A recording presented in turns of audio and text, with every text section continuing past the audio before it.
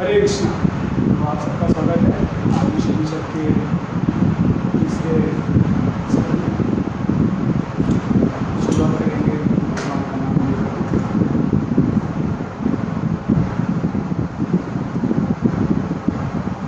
जय राधा माधव कुंज बिहारी, जय राधा कुंज बिहारी, माधव कुंज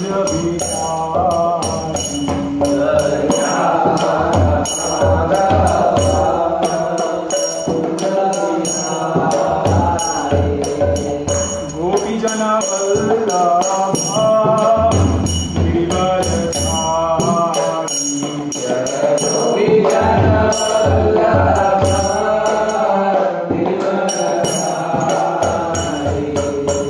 गोपी जना वल्लभा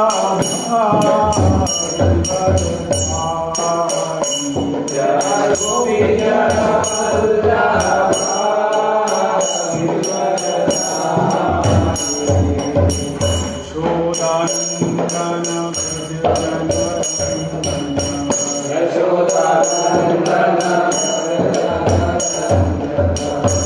यशोदानंदन व्रज जनरंजना, यशोदानंदन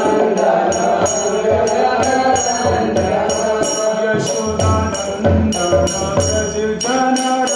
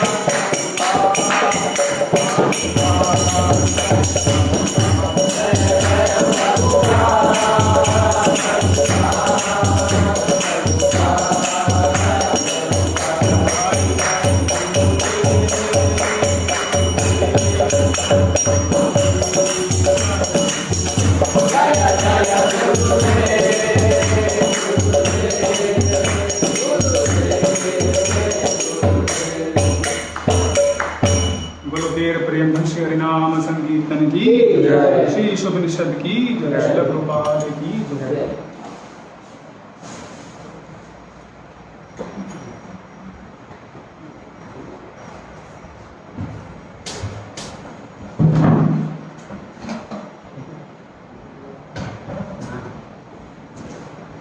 ओम अज्ञानतिमिरन्धस्य ज्ञानाञ्जनशलाकया चक्षुरुन्मीलितं तस्मै श्रीगुरुवे नमः। ओम श्रीपदाय कृष्णपृष्ठाय भूतले श्रीमते भक्तिवेदांत स्वामी के नाम नमस्ते सारस्वती गौरवाणी निर्विशेष शून्यवादी पाश्चात्य श्री कृष्ण चैतन्य प्रभु नित्यानंद श्री अद्वैत गदाधर श्रीवासादि गौरभक्तवृंद।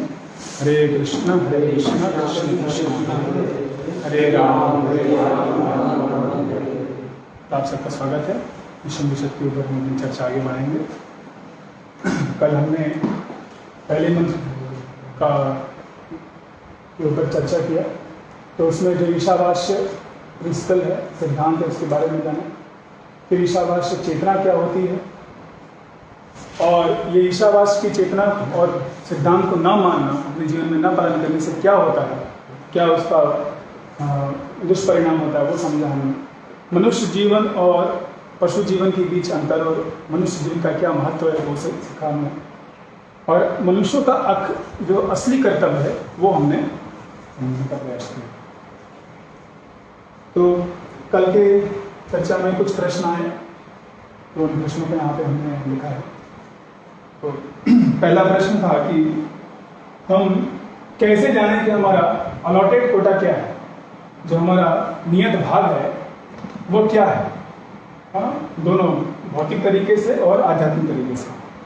दूसरा प्रश्न था कि भगवान ने क्यों हमको ये लोभ, इच्छाएं, काम, क्रोध ये सब दे रखा है। अगर हम अपने कोटा से ही सेटिस्फाई हो जाते, संतुष्ट हो जाते, तो ये सब क्यों दे रखा है। और तीसरा प्रश्न है कि सोल किसको बिलोंग करता है, हमारा सोल किसको बिलोंग करता है। तो सबसे पहले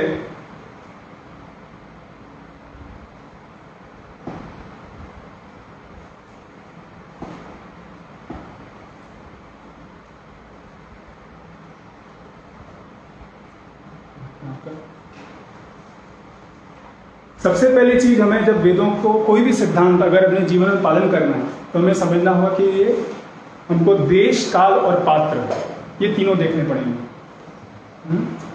देश, काल, पात्र। देश मतलब हम कहाँ पैदा हुए हैं, हम कहाँ पे हैं, हम किस स्थान पे हैं, भारत में हैं, अमेरिका में हैं, कहाँ हैं, ठीक है।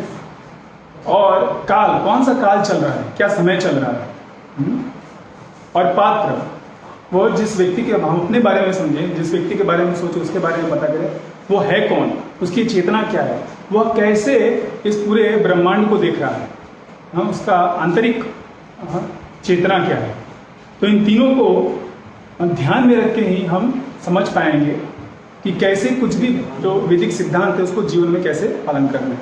वेदों में आपको जो दिया गया है वह शाश्वत सिद्धांत है, हर जगह, हर व्यक्ति के लिए, हर समय वह सत्य है, वह सही होता है। किंतु उसको जब हम जीवन में पालन करना चाहते हैं तो उसके लिए देखना पड़ता है कि देश, काल, पात्र क्या है। जैसे हम सब खाना खाते हैं, सब लोग खाना खाते हैं, लेकिन कितना खाते हैं वह देश, काल, पात्र पे निर्भर करेगा। अभी गर्मी का समय है तो ऐसा खाएंगे कि थोड़ा शरीर में तापमान कम रहे। जब सर्दियों का समय आएगा तब ऐसा खाएंगे कि हमारा थोड़ा उसमें ऊष्मा गर्मी ज़्यादा मिले। तो एक ही व्यक्ति अलग अलग समय में अलग अलग जगह पे अलग अलग तरीके से वो प्रसाद का या भोजन का सेवन करेगा। और अलग अलग व्यक्ति अलग अलग तरीके से, एक ही परिवार में कोई 5 चपाती रोटी खाएगा, कोई सिर्फ चावल खाएगा, कोई सिर्फ सब्जी खाएगा। हाँ, बच्चे कुछ भी नहीं खाना चाहते हैं। हाँ? तो यह देश काल और पात्र के ऊपर निर्भर करेगा कि हमारा कोटा क्या है, आप कहाँ पैदा हुए हैं, आपका क्या आपको वर्ण मिला है ना, आपका साइकोफिजिकल नेचर क्या है, हाँ, आपका मन और बुद्धि कैसा भगवान ने दिया आपके पूर्व कर्म के अनुसार, तब आपका कोटा डिसाइड होता है। तो इसीलिए वर्णाश्रम सिस्टम बनाया गया है कि हर व्यक्ति को अपना कोटा पता चले।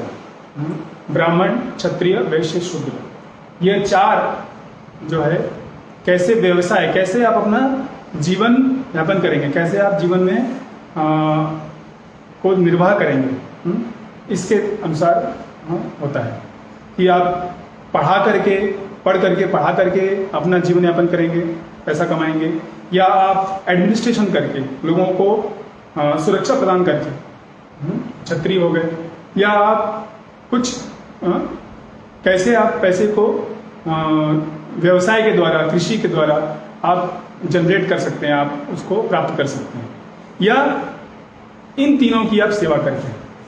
तो विश्व में आप कहीं भी चले जाइए, यही 4 कार्य हो रहे हैं। कोई ड्राइवर है तो वो नौकरी कर रहा है, अगर कोई बैठेगा उसको उबेर या कोई ऐप से बुक करेगा, वो एक जगह से दूसरी जगह पहुंचाएगा, तभी उसको पैसा मिलेगा। घर बैठा रहेगा तो उसको पैसा नहीं मिलेगा। ठीक है, बहुत सारी यूनिवर्सिटीज़ हैं, हाँ, वहाँ पे टीचर पढ़ाते हैं और फिर उनको सैलरी मिलती है। ठीक है, फिर हमारे जो देश के प्रधानमंत्री हुए या मुख्यमंत्री हुए, अलग अलग एडमिनिस्ट्रेशन पोस्ट पे जो लोग हैं वो क्षत्रियों का काम कर रहे हैं, या हमारे जो देश के आर्मी, नेवी, ये सब हो गए, ये भी हमको सुरक्षा प्रदान कर रहे हैं, इसलिए उनको सैलरी मिलती है, इसलिए उनका जीवन यापन होता है। हाँ? तो इस तरह से यह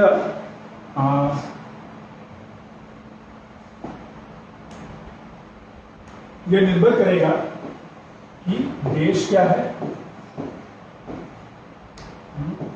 काल क्या है और पात्र क्या है। ये 3 के द्वारा हम अपना जो कोटा है उसको पता कर सकते हैं। तब जब आप ये चीज देखेंगे, ध्यान देंगे, तब आपको पता चलेगा कि हम कैसे इस सिद्धांत को, ईशावास्य के सिद्धांत को अपने जीवन में पालन कर सकते हैं। उदाहरण के लिए मान लीजिए कोई यहाँ दो झारखंड है, मान लीजिए तो झारखंड में पैदा हुआ, तो झारखंड उसके लिए देश हो गया। ठीक है, और ये समय चल रहा है 2021। ठीक है, और वो पात्र एक वो मान लीजिए यहाँ गांव का व्यक्ति है, तो गांव में रहता है,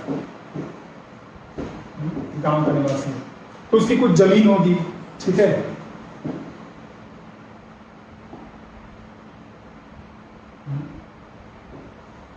उसकी कुछ जमीन होगी, हाँ, उसका एक परिवार होगा, उस परिवार के साथ उसका क्या कर्तव्य है। ठीक है, फिर वो इस झारखंड जो राज्य है, राज्य के प्रति उसके कर्तव्य होंगे। ठीक है, और देश, भारत देश में है। ठीक है, तो ये सब अलग अलग, उसका पूरा क्षेत्र क्या है वो देखना पड़ेगा। तो ये चीजें आप जब भगवद गीता पढ़ेंगे 13वां अध्याय, तो उसमें क्षेत्रज्ञ के बारे में बताया गया है, वहां जाके और क्लियर होगा। तो इसको चर्चा को हम यहीं पे समाप्त करेंगे, क्योंकि वो बहुत बड़ा डिस्कशन हो जाएगा। तो शॉर्ट में हम ये कहेंगे कि आप देश काल पात्र को समझिए और उस हिसाब से आपका कोटा डिसाइड होता है। तो ये हो गया भौतिक। अब आते हैं आध्यात्मिक पर।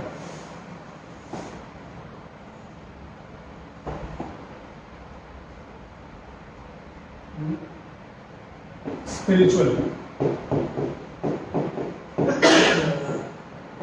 कोटा कैसे पता चलेगा?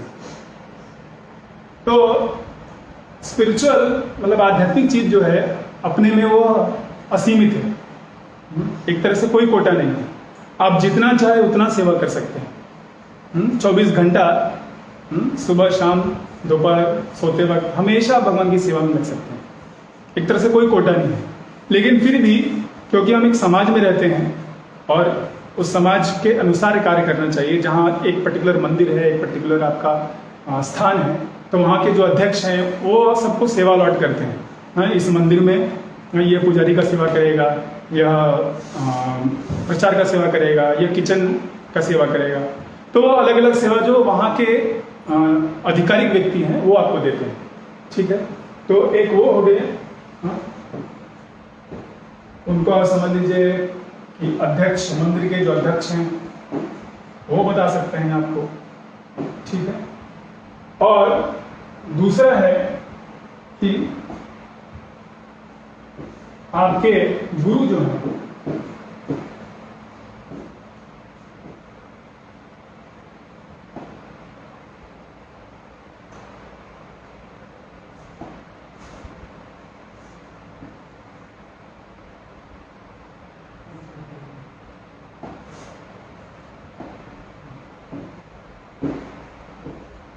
आपके आध्यात्मिक गुरु जो है वो आपको क्या आदेश दिए हैं, उनका क्या एक्सपेक्टेशन है आपके प्रति। तो ये दोनों व्यक्तियों का आप संपर्क करके आप जान सकते हैं कि आपका कोटा क्या है, आपका अलॉटेड सर्विस क्या है। ठीक है, और वो आपको बताएंगे, वो आपको गाइडेंस देना चाहिए। इनका आपको संग लेकर के आपको पता चलना चाहिए कि आपका क्या कोटा है। लेकिन विस्तृत तौर पे आप देखिए तो कोई एक तरह से कोटा नहीं है, आप जितना चाहे उतना सेवा कर सकते हैं। भौतिक जगत में रह के हमेशा सेवा करना चाहे वो भी भगवान एक्सेप्ट करते हैं। आप आध्यात्मिक जगत जाना चाहें वहाँ भी करें। जैसे नारद मुनि हैं, वो यहीं पे हैं, वो आध्यात्मिक शरीर उनका, और वो हमेशा सेवा करते रहते। प्रहलाद महाराज को उन्होंने उनका उद्धार किया, ध्रुव महाराज का उद्धार किया। हाँ, यहाँ तक कि एक सांप था, काला नाग था, उसको भी सेवा किया। सबको वो भगवान की भक्ति में लगाते रहते हैं। हाँ, प्रभुपाद जी देखिए पूरे विश्व में भ्रमण किए, तो उनके लिए कोई कोटा नहीं था, सब पूरा ब्रह्मांड, पूरा विश्व आपके लिए है। हाँ, ये आपकी चेतना के ऊपर है, आप कितना सेवा करना चाहें। बस यही ध्यान रखना है कि दूसरे व्यक्ति का सेवा उससे खराब नहीं होना चाहिए, उसमें बाधा नहीं पड़ना चाहिए।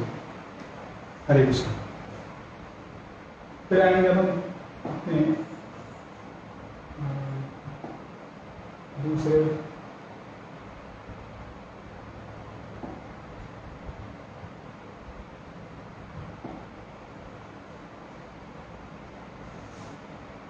ठीक है, तो ये हो गया।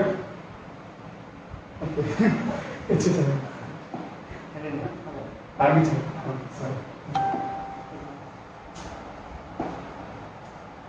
अब दूसरा प्रश्न है कि भगवान ने हमको क्यों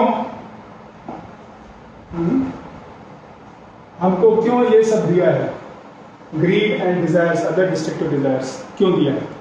तो ये भगवान ने नहीं दिया, ये हमारी चेतना है, ये इसके रिस्पॉन्सिबल हम हैं। भगवान का देखिए एक सिद्धांत है, भगवान विष्णु का, ये यथामाम प्रपद्यन्ते। आप उनकी तरफ 1 कदम लेंगे तो आपकी तरफ 10 कदम लेंगे। आप उनसे दूर जाना चाहेंगे तो आपको उसमें मदद करेंगे। ये आपके ऊपर है, आप क्या करना चाहते हैं।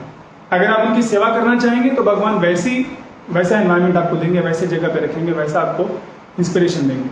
और आप भगवान से दूर जाना चाहें, हाँ, लोग काम, क्रोध, लोभ, मोह, मत्सर इसमें फंसना चाहें, तो वैसा भगवान आपको मौका देंगे। तो यह भगवान ने नहीं किया, ये हमारी गलती है। इसीलिए हम भी शास्त्रों को पढ़ रहे हैं, इस कोर्स को हम कर रहे हैं ताकि हम समझ सके कि हमारे लिए क्या जरूरी है, हमारे लिए क्या अच्छा है। नते विदु स्वार्थ गति विष्णु दुराश्रया या बहिरर्थ मानना। प्रहलाद महाराज बोलते हैं कि आमतौर पे जो बद्ध आत्मा होती है उनको नहीं पता होता कि उनके लिए क्या अच्छा है। स्वार्थ गति, उनका अपना स्वार्थ कैसे होगा वो पता नहीं। तो इसलिए हम शास्त्रों को पढ़ रहे हैं, गुरु का श्रवण करना चाह रहे हैं, प्रभुपाद जी की पुस्तकों का अध्ययन कर रहे हैं, और जो संग हमको मिला है भक्तों का उसमें हम सीखने का प्रयास करें कि हमारे लिए क्या अच्छा है, क्या सही है, क्या गलत है। ये आज हम इसके ऊपर और आगे चर्चा करेंगे। फिर तीसरा है कि सोल किसको बिलोंग करता है। तो सोल भी वो कृष्ण का है, कृष्ण ने बनाया है, वो हमारा भी नहीं है। हमारा जो आत्मा है, वो आत्मा स्वयं है, ऐसा नहीं है कि हम कुछ अलग है। लोगों का ये मानना है कि हम ये शरीर हैं और हमारी एक आत्मा है। ऐसा नहीं है, हम एक आत्मा है और हमारा एक शरीर है जिसमें हम बने हुए हैं। तो हमारे हाथ में सिर्फ हमारी चेतना है। We just have our free will. हमारे पास सिर्फ यह नियंत्रण है कि हम क्या डिजायर करेंगे, भगवान की सेवा करना या भगवान के विरोध में जीना। और दोनों अनलिमिटेड है, भौतिक जगत भी अनलिमिटेड है और आध्यात्मिक जगत भी अनलिमिटेड है। तो हमारे हाथ में क्या है, हम हमेशा चेष्टा करें कि भगवान की सेवा में लगे रहें। इसीलिए हम हरे कृष्ण नाम का जप करते हैं। हरे कृष्णा कृष्णा कृष्णा हरे हरे, हरे राम राम राम। इस महामंत्र का मतलब है कि हे राधा रानी, हे कृष्ण, हे भगवान राम, कृपया हमें अपनी प्रेममयी सेवा में लगाइए। तो बार बार हम हर रोज प्रार्थना कर रहे हैं और ये साधना कर रहे हैं। मन नहीं चाहता है जप करना, फिर भी हम जप करने का प्रयास कर रहे हैं। हम ट्रेन कर रहे हैं अपने आप को कि हम हमेशा भगवान की सेवा में लग सकें। हरे कृष्ण। तो आज हम दूसरा मंत्र लेंगे।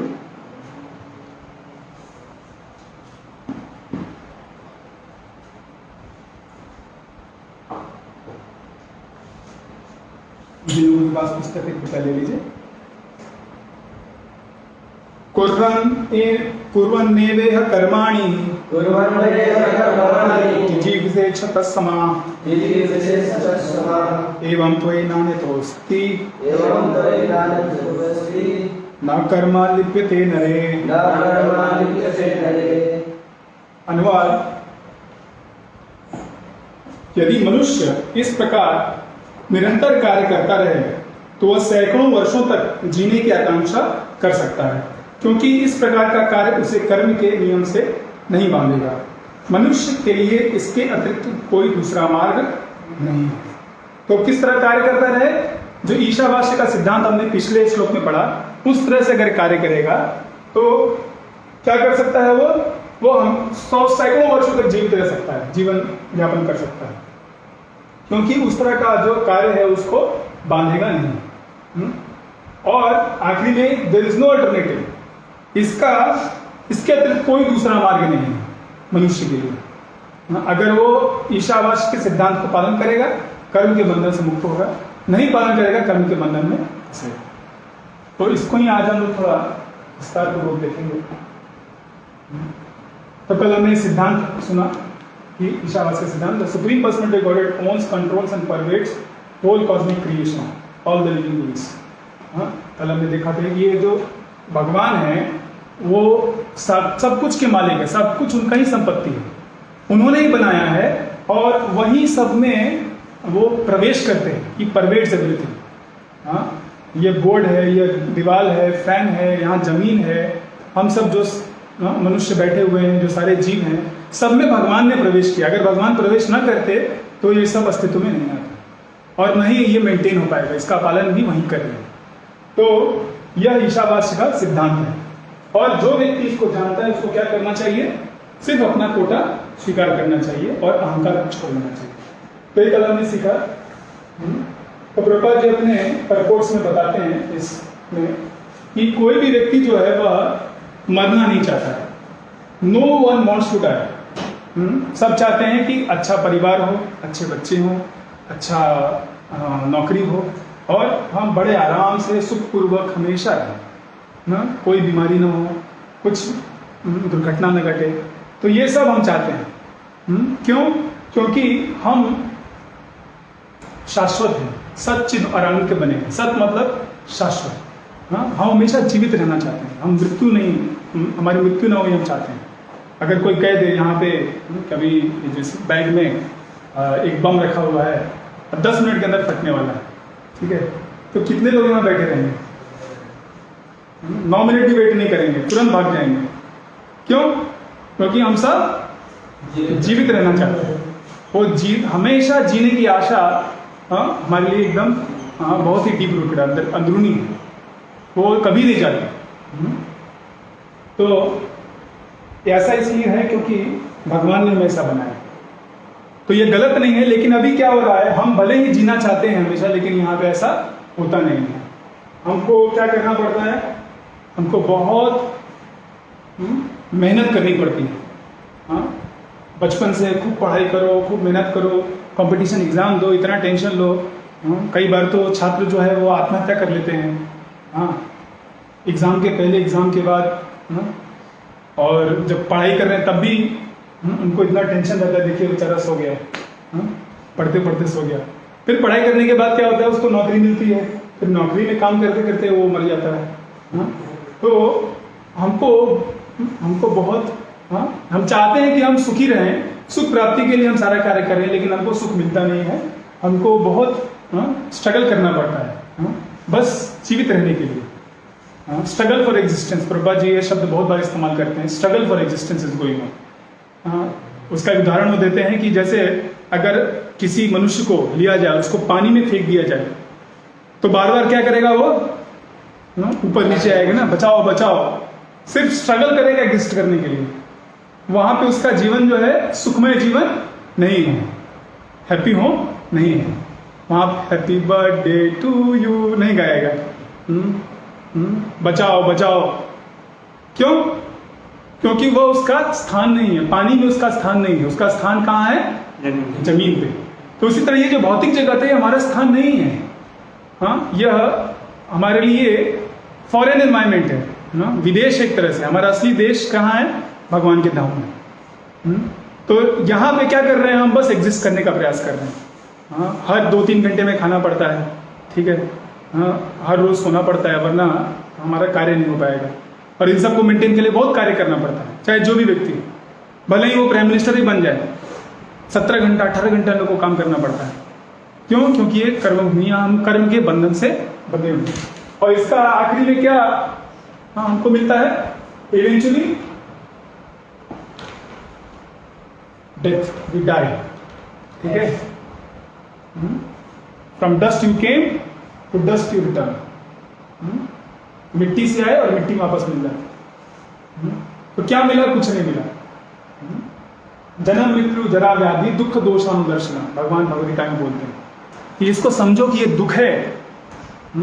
लोग दूरदर्शन देखते हैं, दूरदर्शन नहीं, इसका दर्शन करो कि ये जन्म मृत्यु जरा व्याधि हमारे लिए दुख है। बार बार जन्म लेना, बार बार मरना, बीच में इतना मेहनत करना, और कुछ कोविड वगैरह आ गया तो बीमार हो जाना। ठीक है, तो यह जो स्ट्रगल चल रहा है इसको समझने का प्रयास करिए। सिर्फ मनुष्य है जो कि यह समझने का प्रयास कर सकता है। तो यह क्यों हो रहा है? क्योंकि हम फिर मरने के बाद ऐसा नहीं कि खत्म हो गया, हमारा फिर से बर्थ होता है, हाँ, जन्म होता है। अगर भाग्यशाली रहे तो मनुष्य जीवन मिलेगा, और नहीं तो फिर कहीं पेड़ पौधे बनेंगे, जो गार्डन हमने बनाया है उसी गार्डन में हमको मौका मिलेगा, या कहीं कुछ और, किसी और प्राणी का बच्चा बन जाएंगे। ठीक है, तो यह क्यों हो रहा है? This is all due to karmic bondage. कर्म के नियमों से हम बंधे पड़े हैं। कर्म ने हमको, हमारे अपने कर्म ने हमको बांध के रखा है, जो कि हमने पिछले जन्मों में की है। तो यह हर व्यक्ति बंधा हुआ है, कोई ऐसा नहीं कि कोई मुक्त है। और यह जो बंधन है, यह इनको तो ऐसे बांधा गया तो पता चल रहा है, हम सब बंधे हुए हैं। वो बंधन कैसा है? हमारी इच्छाओं, भौतिक इच्छाओं। इच्छा द्वेष समुत्थेन द्वंद्व मोहेन Bharata. I like this, I don't like this. मुझे ये चाहिए, मुझे ये नहीं चाहिए। ये हर जीवात्मा का है, यही बंधन है। हमको कुछ लगता है कि यही भालो यही मन, ये अच्छा है ये खराब है। तो जो अच्छा है उसको प्राप्त करने का प्रयास करते हैं, जो खराब है उससे दूर भागने का प्रयास करते हैं। तो बेसिस क्या है? हमारी इच्छाएं, कैसे मैं संतुष्ट होऊंगा। हमारा क्या है? सेल्फ सेंटर्ड लाइफ हो गया है, और उसके कारण हम इस कर्म के बंधन में बंध गए। क्यों? क्योंकि ये जो ब्रह्मांड है भगवान ने बनाया है, भगवान ने भौतिक प्रकृति को चार्ज दिया है, और माया देवी के नियम है, वही कर्म के नियम है। और उन कर्म अगर उसको नहीं करेंगे, उनको फॉलो नहीं करेंगे, तो हम और भी बनते जाएंगे, और भी स्ट्रिंजेंट लॉज लगते हैं हमारे ऊपर। जैसे जो हम सब भारत में रहते हैं, हम भारत के संविधान को अगर मानेंगे तो बाहर रहने के हमको मौका मिलता है, लेकिन नहीं मानेंगे तो वहीं हमको भारत सरकार क्या करेगी? जेल में डाल देगी। उसी सरकार का एक मिनिस्ट्री, होम मिनिस्ट्री, जो कि आपको मदद करती है सारी चीज़ों को प्राप्त कराने में, और उसका ही प्रेजेंट मिनिस्ट्री है जो कि हमको जेल में डाल के पिटाई करती है। तो हमें जब भगवान के नियम अगर हम पालन करेंगे तो इस ब्रह्मांड से बाहर निकल पाएंगे, और नहीं पालन करेंगे तो और कठोर नियम और कठोरता से हमको बांधा जाएगा, हाथ पैर बांध करके ना बेड़ियों में डाल के रखा जाएगा। तो यह हमारी इच्छाओं का बंधन है। इस संसार को दुर्ग बोलते हैं। दुर्गा जी इसकी क्या कहते हैं, जेलर है। तो ये दुर्ग फोर्ट है। कैसा फोर्ट है? जिसमें कि बंधन कैसा है? इनविजिबल है, दिखाई नहीं देता। वह दिखाई नहीं देता है, वह हमारी इच्छाओं का बंधन है। तो इन इच्छाओं को हमें भगवान की तरफ मोड़ना है। ये बात हमको मान सकेंगे कैसे? तो सिर्फ मनुष्य जीवन में हमें यह मौका मिलता है कि हम इस कर्म के बंधन को तोड़ सकें और भगवान के धाम जाने का प्रयास कर सकें। सबको ना, सब दोराहे चौराहे पे खड़े हैं, किधर जाना है कुछ पता नहीं, किस तरह से अपने मनुष्य जीवन को इस्तेमाल करना है किसी को पता नहीं। जब तक कि आप भगवान के भक्तों का, भगवान के दिए गए शास्त्रों का श्रवण नहीं करते और इवेल्युएट नहीं करते, आप देखिए, नापिए, तौलिए, क्या जरूरत हमारे लाइफ में, क्या चीज जरूरी है, क्या नहीं जरूरी, क्या आवश्यक है, क्या आवश्यक नहीं है, कैसे जीवन जीना है, कैसे नहीं जीवन जीना है, किन लोगों के साथ संग करना है, किन लोगों के साथ संग नहीं करना है। तो ये सब हमें मौका मिल रहा है सिर्फ और सिर्फ मनुष्य जीवन में। जो जानवर है उनको कोई प्रैक्टिकली कोई फ्री विल नहीं है, वह बस उनको इंस्टिंक्ट आता है और अपने इंस्टिंक्ट से काम करते हैं। उन्होंने जो देखा ना, हमारे यहाँ देखिए गाय हैं, उनको कुछ भी खाने को दिख जाए वो घुस जाएंगे, किचन में घुस जाती हैं, कहीं भी चले जाएंगे, खाना चालू कर देंगे, भले ही उनको बहुत खाने को दिया जाए, क्योंकि उनको ये पता नहीं क्या डिसीजन करने का उनके पास शक्ति नहीं। और एक बार मार के भगाइए वापस उधर आ जाते हैं, देखा है आपने, वापस उधर आ जाएंगे। कभी कभी आप अगर जाएंगे मार्केट में जाएंगे तो वहाँ गाय आती है, एक ठेले पर खाती है, और ठेले वाला उसको मारेगा तो चली जाएगी, फिर वापस आएगी। तो उनके पास बुद्धि नहीं है। लेकिन हमको मनुष्यों को बुद्धि दिया गया है ये जानने का कि हम कष्ट में हैं, हमारे ऊपर ये नियम कानून लगाया जा रहा है, हम नहीं चाहते हैं वो भी करना पड़ता है, और जो चाहते हैं वो मिलता नहीं। तो मनुष्य जीवन में हमें बुद्धिमत्ता के साथ इवेल्युएट करना है, क्या सही है क्या गलत है, कैसा जीवन हमको जीना है, कैसे मेरा उद्धार होगा, कैसे दूसरे का उद्धार, और वो पथ पे फिर हमको जाना है। वो पथ है भगवान की भक्ति का पथ है। और उससे क्या होगा, जब उसको फॉलो करेंगे तब then you can break free of all bondage, सब बंधन टूट जाएंगे।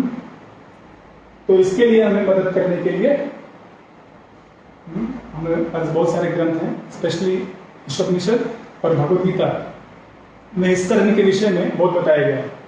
कर्म, अकर्म और विकर्म के बारे में बताया गया है, और कैसे इस कर्म के बंधन से हम निकल सकते हैं।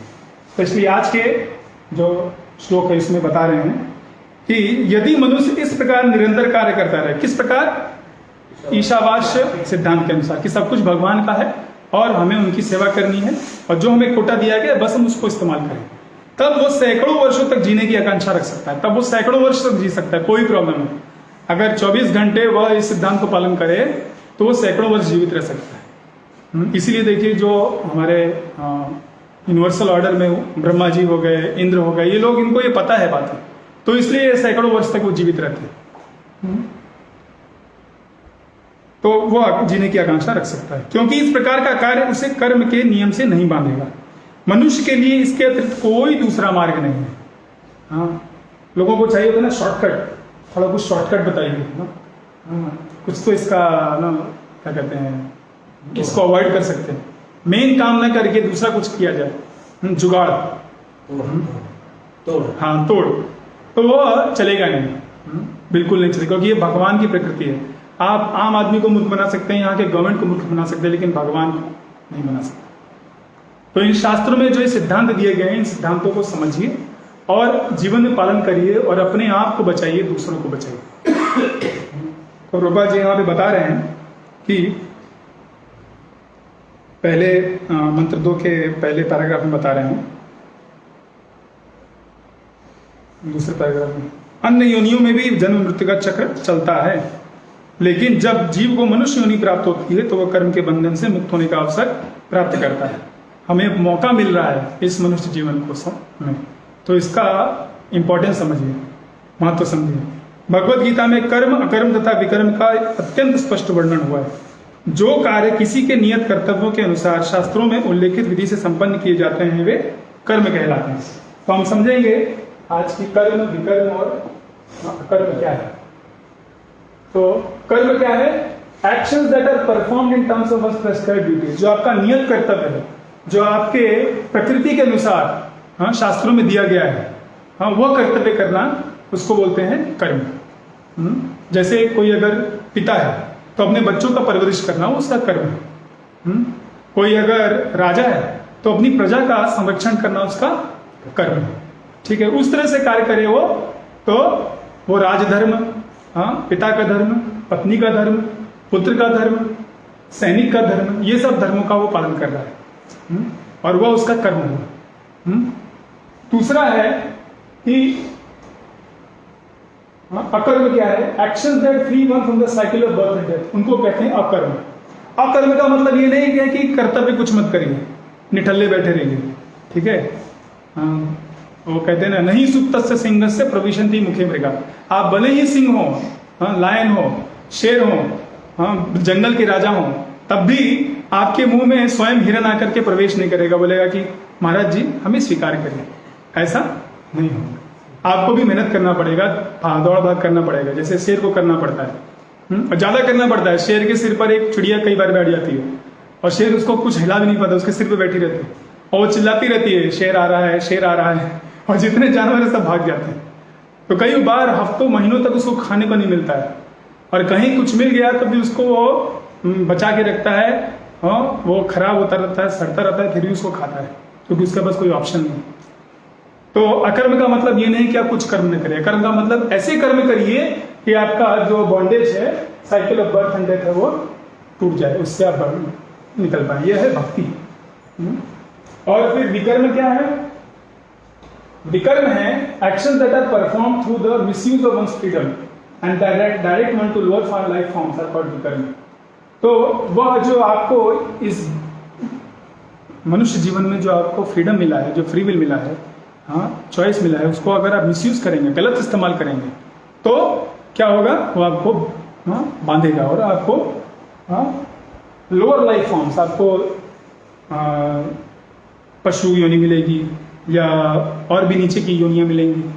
ठीक है, तो वही यहाँ पे बता रहे हैं इस पैराग्राफ में। जो कार्य अपनी स्वतंत्रता का दुरुपयोग करके संपन्न किए जाते हैं और अधम योनियों में जाना पड़ता है, वो विकर्म कहलाते हैं। इन तीन प्रकार के कर्मों में से बुद्धिमान मनुष्य उसे ही अच्छा समझता है जो उसे कर्म के बंधन से मुक्त कर दे। तो इसमें क्या बेस्ट है? इसमें ये बेस्ट है, क्योंकि यही आपको मुक्त करेगा।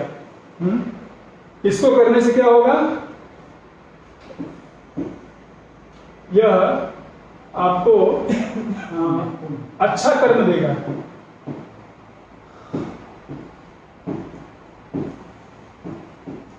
लेकिन आपको फिर भी इस ब्रह्मांड में वापस आना पड़ेगा।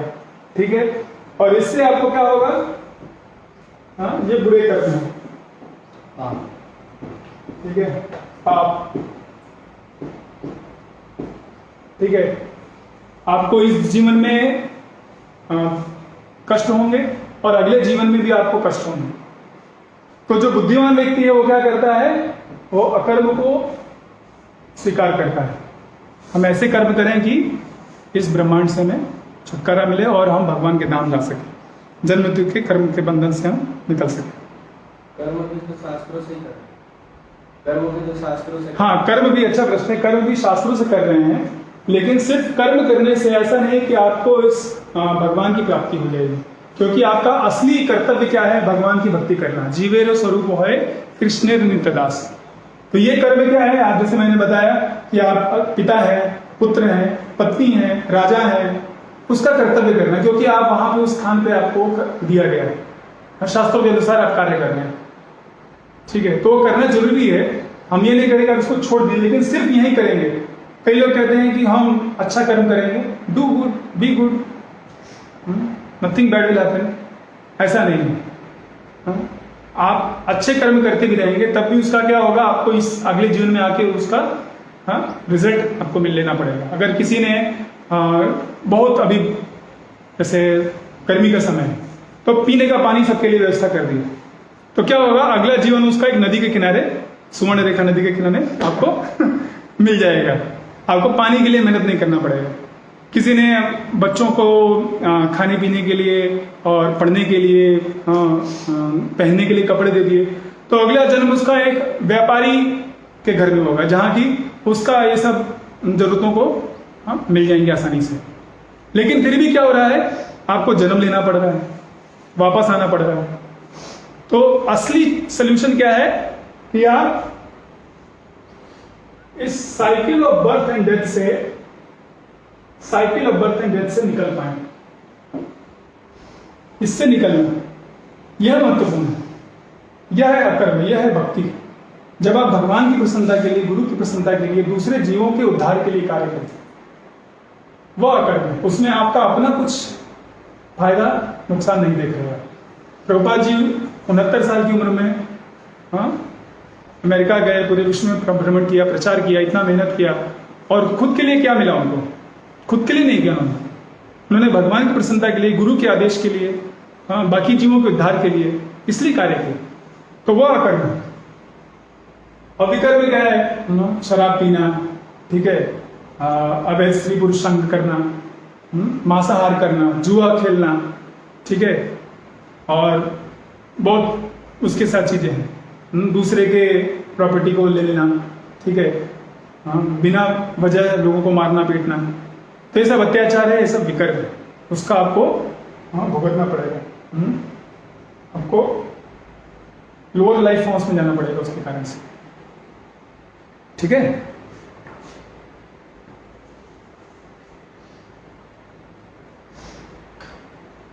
बुद्धिमान पुरुष ये भली बात ही जानते हैं कि अच्छे या बुरे कार्य समान रूप से मनुष्य को भौतिक कष्टों से बांधने वाले हैं। तो कर्म करें या विकर्म करें, दोनों में बंधन है। कंपैरेटिवली कर्म अच्छा है, ठीक है, आप खराब कार्य मत करिए, कम से कम आपका कर्तव्य करिए। लेकिन उससे भी बेटर क्या है? अकर्म करना। श्री ईशोपनिषद के अतएव वे ऐसा कार्य खोजते हैं जो उन्हें अच्छे या बुरे दोनों ही प्रकार के कार्य के फलों से मुक्त कर दे। तो दोनों प्रकार के कर्म फलों से आप मुक्त हो जाएंगे। श्री ईशोपनिषद के पृष्ठों में इसी मुक्ति प्रदान करने वाले कार्य का वर्णन किया है। यहाँ पे ऐसे ही कार्य बताए जा रहे हैं। ऐसा कार्य करिए भगवान की प्रसन्नता की, ईशावास्य सिद्धांत के अनुसार कार्य करिए। तो भगवद गीता में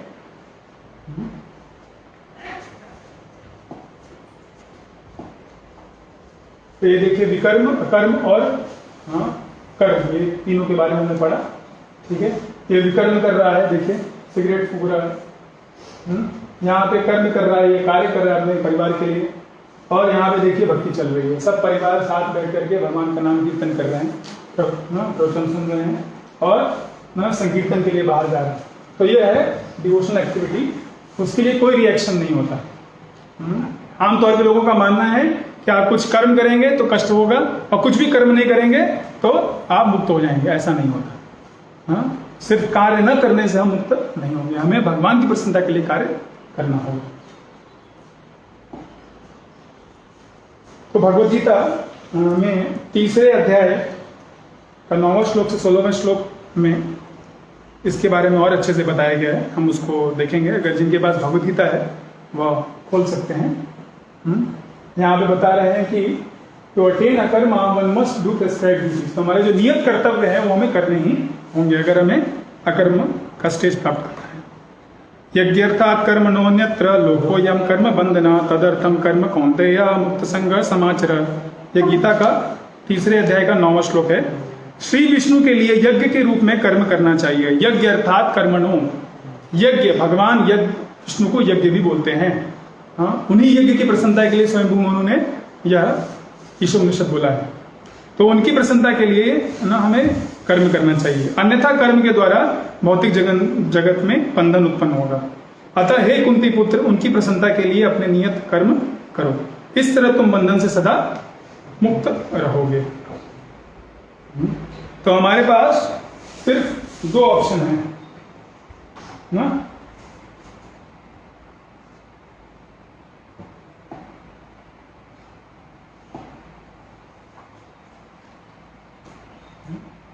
या तो हम भगवान विष्णु के लिए कार्य करें, विष्णु या यज्ञ, ठीक है, या अपने लिए, परिवार के लिए, एक्सेट्रा, बाकी सब 2 ही ऑप्शन है। हाँ? तो जब हम भगवान के लिए कार्य करेंगे तो क्या होगा, हम कर्म बंधन से मुक्त हो जाएंगे। और भगवान की कार्य प्रसन्नता के लिए कार्य न करके इसके अन्यत्र इसके अलावा जो कुछ है वो आपको अकर्म नहीं, वो कर्म या विकर्म में आएगा। तो इसलिए वह या तो मत करिए, या करिए तो उसको भगवान के को अर्पण करके करिए। भगवान बोलते हैं कि गीता में कि जो भी करो, तुम यज्ञ करो, तुम दान करो, तपस्या करो, सब मेरे तत्पुरुषो मदर्पण, वो मेरे लिए करो। तो यही बात यहाँ पे बताई जा रही है। अगर कोई अकर्म करने से पहले विकर्म या कर्म में बंधा था, तो अब लेकिन अब वो अकर्म में है, तो मैंने उसका क्या किया? पहले वो कर्म और विकर्म में फंसा था। तो ऐसे तो हम सब थे, हम सबका ऐसा ही स्थिति है। हम सब विकर्म या कर्म में, और कलयुग में ज्यादा विकर्म है, हम उसमें फंसे थे। तो अब भगवान की भक्ति कर रहे हैं तो जो पहले का रिएक्शन है वो भी चला जाएगा। अभी भक्ति रसामृत सिंधु का जो आएगा उसमें आता है एक श्लोक, अप्रारब्ध फलम पापम कूटम बीजम फलोन्मुखम क्रमेणैव प्रलीयते विष्णु भक्ति रतात्मना। जितना भी आपका कर्मिक रिएक्शन है, अपरारब्ध फलम पापम कूटम बीजम, सब सिखाएंगे हमारे प्रभु जी, बलभद्र प्रभु बताएंगे, तो सब का सब वाइप ऑफ हो जाएगा। सबका सब क्या होगा,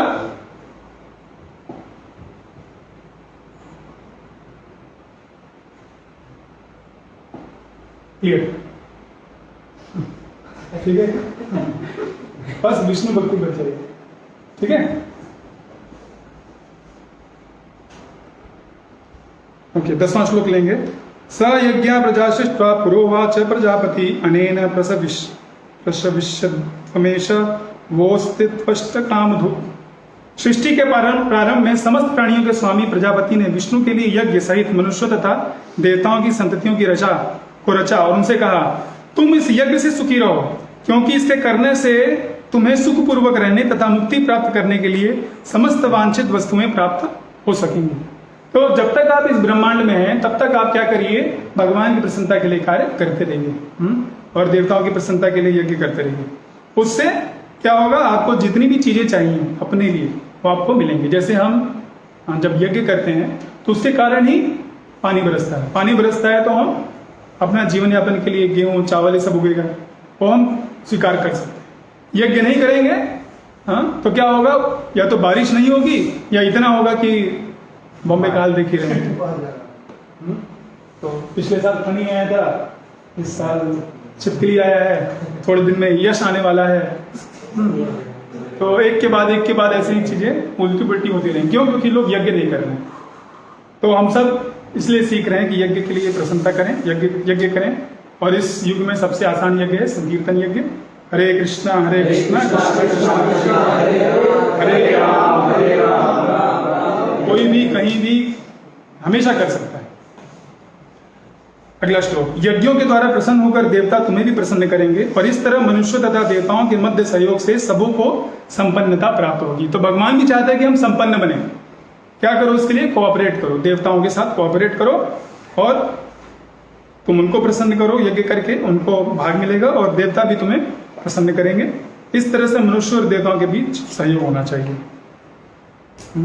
जीवन की विभिन्न आवश्यकताओं को पूर्ति करने के लिए विभिन्न देवता यज्ञ संपन्न होने पर प्रसन्न होकर तुम्हारी सारी आवश्यकताओं की पूर्ति करेंगे। किंतु जो इन उपहारों को देवताओं को अर्पित किए बिना भोगता है वह निश्चित रूप से चोर है। तो पहले देवताओं को अर्पण करो, और बेस्ट होगा भगवान को अर्पण करो। जब भगवान को अर्पण कर दिया, सब कुछ केशव को दे दिया, तो सब जो देवता है अपने आप संतुष्ट हो जाते हैं। भगवान के भक्त सभी प्रकार के पापों से मुक्त हो जाते हैं, क्योंकि वे यज्ञ में अर्पित किए भोजन प्रसाद को ही खाते हैं। ठीक है, तो जो कर्म विकर्म किया वो सब क्लीन हो जाएगा। कैसे? भगवान का प्रसाद आप ग्रहण करें। अन्य लोग जो अपनी इंद्रिय सुख के लिए भोजन बजाते हैं वे निश्चित रूप से पाप खाते हैं। ठीक है, भगवान को अगर अर्पण नहीं किया तो सब पाप हो जाता है। सारे प्राणी अन्न पर आश्रित हैं, जो वर्षा से उत्पन्न होता है। वर्षा यज्ञ संपन्न करने से होती है और यज्ञ नियत कर्मों से उत्पन्न होता है। हाँ, ये बहुत ही इंपॉर्टेंट श्लोक है। अन्नादंति भूतानि पर्जन्याद अन्न संभव यज्ञान भवति पर्जन्यो यज्ञ कर्म समुद्र। तो क्या कह रहे हैं कि सारे प्राणी जो हैं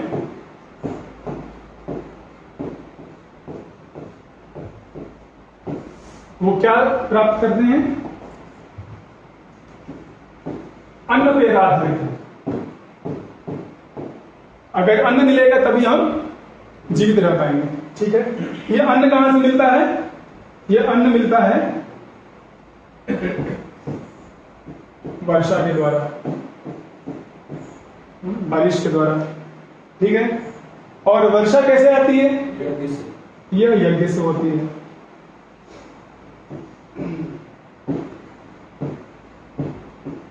यज्ञ करेंगे तो वर्षा मिलेगी, वर्षा करेंगे तो अन्न मिलेगा, अन्न करेंगे तो हम सभी प्राणी जीवित रह पाएंगे। और ये यज्ञ कहां से आता है? कि यज्ञ जो है, जब आप नियत कर्तव्य करेंगे, नियत कर्म करेंगे,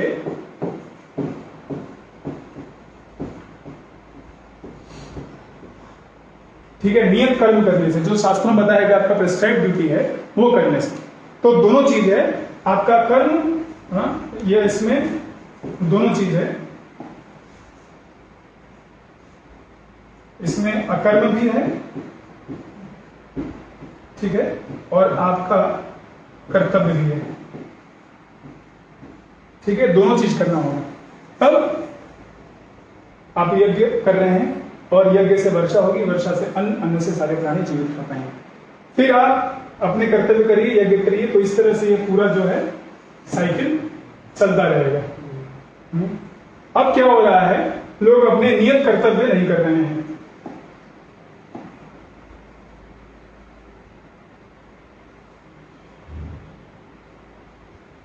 तो ये साइकिल ब्रेक हो गया।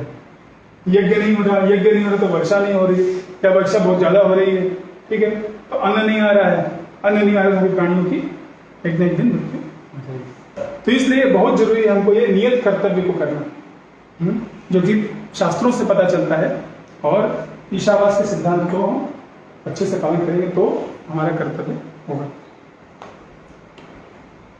ठीक है, इसको अब हम यहीं पे समाप्त करते हैं। आगे बढ़ेंगे।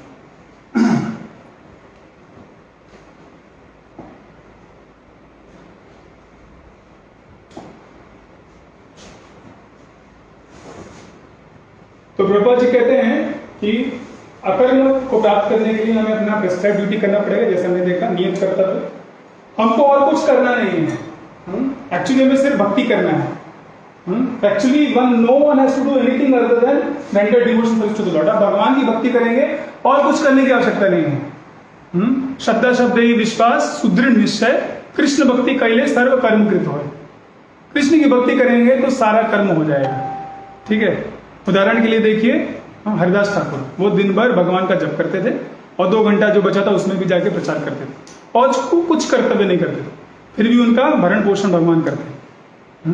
इतने सारे भक्त हैं पूरे विश्व में जो कि सिर्फ भगवान के प्रचार के लिए लगे हुए हैं, तो भगवान उनका भरण पोषण कर रहे हैं।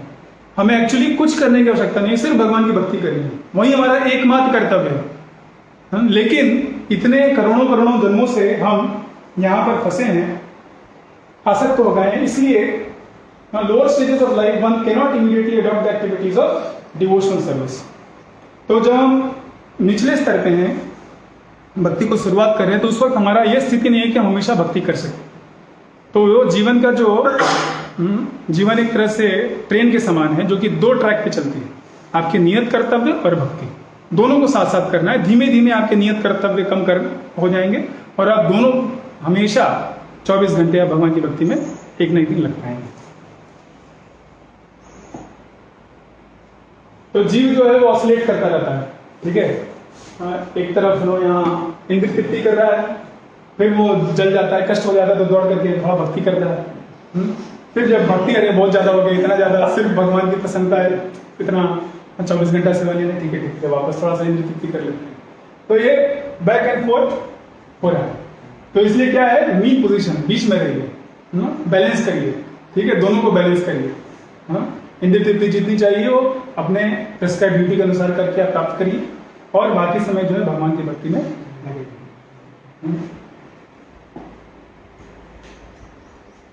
तो प्रभुपाद बताते हैं इस परपोर्ट्स में कि जो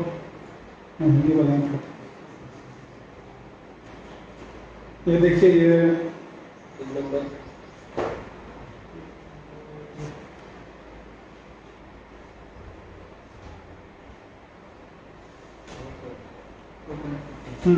ये 12वें पेज पे है, जो वास्तव में किसी को भी भगवान की भक्ति का कुछ नहीं करना होता। इसमें ही नीचे आएंगे तो वहां दिया है कि सामान्य व्यक्ति अपनी निजी इंद्र तृप्ति के लिए कार्य करता है और जब इंद्र तृप्ति का यह सिद्धांत समाज, राष्ट्र या मानवता तक विस्तारित हो जाता है तो यह अनेक आकर्षक नाम धारण कर लेता है, यथा परोपकार, समाजवाद, साम्यवाद, राष्ट्रवाद, मानवतावाद, इस तरह से। तो ये सब जो कम्युनिज्म, सोशलिज्म, एल्ट्रुइज्म, ह्यूमैनिटिज्म है, ये सब क्या है, ये भी इंद्रिय तृप्ति ही है। ये भी इंद्रिय तृप्ति का दूसरा रूप है। तो इसको आप कर रहे हैं, तो इन सब में के लिए यीशु मसीह क्या शिक्षा दे रहा है कि अगर आपको करना ही है तो तब करिए इन सबको गॉड सेंटर्ड वे में, ईशावास्य के सिद्धांत के अनुसार करिए। आप गृहस्थ बन सकते हैं, परोपकारी बन सकते हैं, समाजवादी, साम्यवादी सब बन सकते हैं, बशर्ते वो अपने कार्यों को ईशावास्य, भगवान केंद्रित भावना से करें। तो ईशावास्य के सिद्धांत के अनुसार करिए। आप उन सब को भगवान से केवल फोकस करके करिए। अगर आपको दूसरों को खाना खिलाना है तो भगवान का प्रसाद दीजिए, ठीक है। दूसरों को आप मदद करना है तो आप भगवान की भक्ति में लगाने का प्रयास करिए।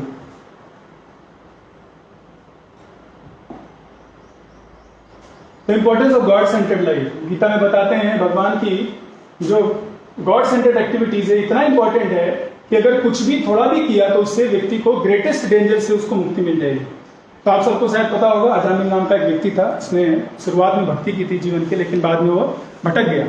तो जब मर रहा था वो, उसने उस वक्त भगवान का नाम याद किया और भगवान ने अपने भक्तों को, दुष्ट दूतों को भेजा, क्योंकि उसको यमदूतों से उसको छुड़ाया और बाद में जब वो शुद्ध हो गया तो उसको भगवत धाम लेके गए। तो उसने थोड़ा सा लिया भगवान की भक्ति की, मृत्यु के बाद उसने बस भगवान नारायण का नाम लिया। भगवान को भी नहीं बुला रहा था, वो अपने बच्चे को बुला रहा था, फिर भी भगवान ने उसको बचाया। तो ये भगवान के केंद्रित कार्य करने का यह बहुत बड़ा महत्व है। दूसरा उदाहरण है गजेंद्र का। गजेंद्र गया था ना, वो पानी पी रहा था, वहां पे जो मगरमच्छ आया उसको पकड़ लिया, खींचने लगा। तो मृत्यु के कगार पे था, तो उसने तुरंत भगवान विष्णु का नाम लिया, उनको एक फूल अर्पण किया, तो भगवान स्वयं आए, उस मगरमच्छ को मारा और उसको भी भगवत धाम लेके गए। दोनों का उद्धार हो गया, मगरमच्छ को भी उद्धार हो गया, वो भी गंधर्व का उसको प्राप्त हो गया शरीर, और इनको भगवत पार्षद बना के चतुर्भुज रूप में वह गजेंद्र को लेके भगवत धाम चले गए भगवान। तो अगर ये नहीं करेंगे तो क्या होगा? Greatest danger is the danger of gliding down again to lower species of life. जो 84 लाख योनियां हैं, हमें उसमें जाना पड़ेगा अगर हम ये भगवान के ईशावास्य के सिद्धांत को न माने, गॉड सेंटर्ड लाइफ, भगवान के अनुसार कार्य न करें, तो हमें वापस देखिए अलग अलग जीव हैं, ऑप्शंस हैं, ठीक है। अमेजन में जो होता है ना, तो पेमेंट करिए और खरीद लीजिए, ठीक है। तो ये सब शरीर हमको मिलेंगे। तो ये अगर जाना है तो जाइए, नहीं जाना है तो गीता पढ़िए, शुद्ध पढ़िए। और भी ऑप्शंस हैं, देखिए कितने सारे ऑप्शंस ही ऑप्शंस हैं, ठीक है। तो चॉइस हमारे ऊपर है, क्या करना चाहते हैं। तो ईशावास का सिद्धांत फॉलो करिए। लेकिन क्या है कि व्यक्ति का आंख बंधा हुआ है, जानबूझ करके भी वो अंधा बना हुआ है, हाँ, और इसलिए वो अनफॉर्चुनेट है। तो हम इन लोगों की तरह अगर हमें जीना है तो सोच सकते हैं उसका क्या हश्र होगा। तो हमें अपनी आंखें खोलनी चाहिए और भगवान के हिसाब से, हाँ, जीना चाहिए, ठीक है। Humble God centred life is more valuable than a colossal life dedicated to godless socialism. तो ईशावासी का सिद्धांत को समझिए, उसके अनुसार से जीवन जीजिए, वरना जीवन तो पेड़ों का भी है, 5000 साल जीवन जीने वाले रेडवुड ट्रीज भी हैं, लेकिन क्या फायदा, कितने सारे जानवर हैं इतना जीवित रहते हैं 200-300 साल। लेकिन मनुष्य जीवन किस लिए दिया है? भगवान की भक्ति करिए और भगवान के धाम जाइए।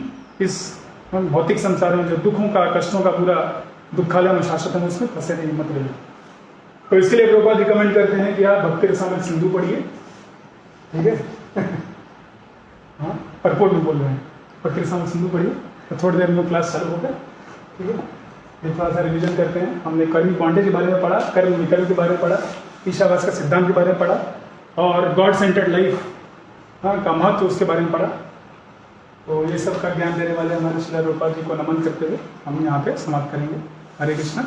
तो कल आप मंत्र 2 और 3 फिर से पढ़ के आइए। हम ये जो सेक्शन है मंत्र 1 से 3 इसको समराइज करेंगे। हरे कृष्णा। श्री प्रभुपाद जी जय।